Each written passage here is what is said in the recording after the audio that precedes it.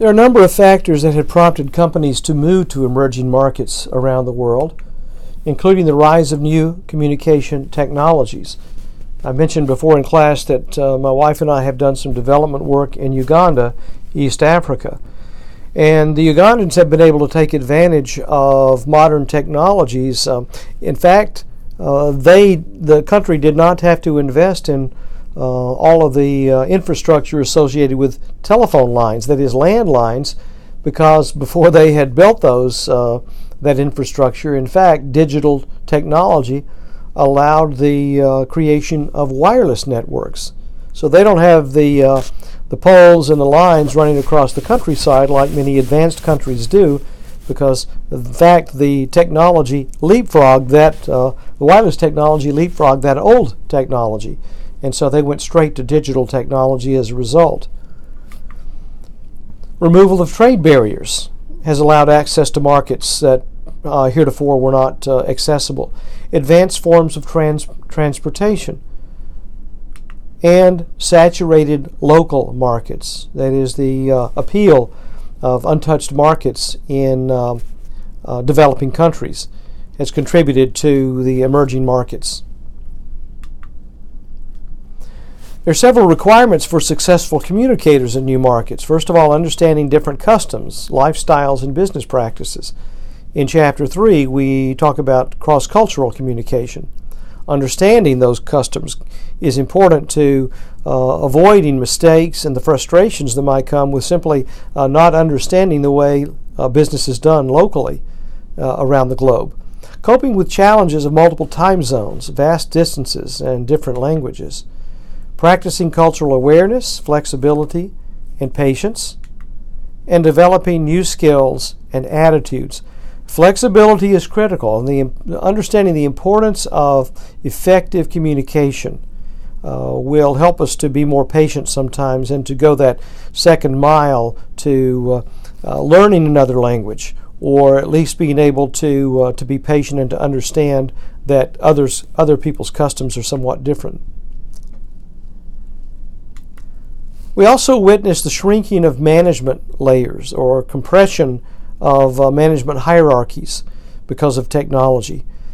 Management layers are shrinking, and as the result of that, we're experiencing cost savings and efficiency by eliminating some of those layers of management.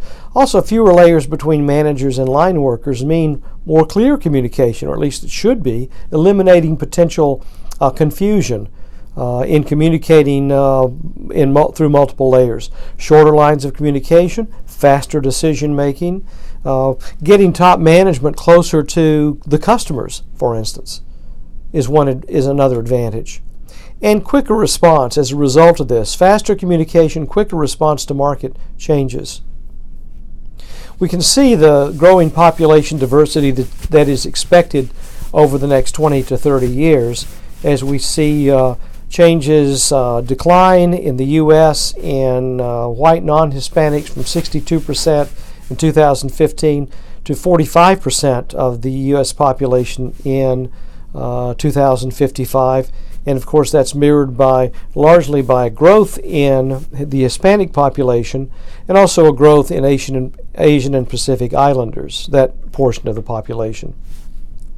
There's growing workforce diversity, and we want to identify what the benefits are to consumers, to employees, and to businesses overall. First of all, we should observe that a diverse staff should be better able to respond to an increasingly diverse customer base locally and globally. Team members with various experiences are more likely to create products that consumers demand.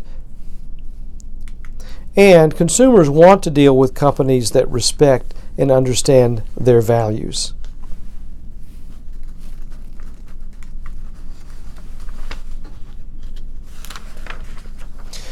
Virtual and non-territorial offices, that is, those that aren't positioned in a particular place, but are either mobile or that in fact are virtual, that is, they exist in cyberspace, are becoming more and more prevalent. These are characterized by mobile, decentralized workspaces, flexible types of work arrangements, work shifters, and that's a broad term that means those that work remotely, that is from away from the company's headquarters or the place where other workers might be, working through the computer, or working online, and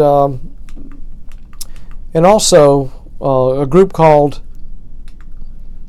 people who are co-working, sharing of workspace. You may have an actual workplace that you go into occasionally, but you work out of the office, either at home or at a client, and so the company doesn't have to make the same commitment to office space that it otherwise would, if in fact only a portion of the employees are going to be at that office on any given day.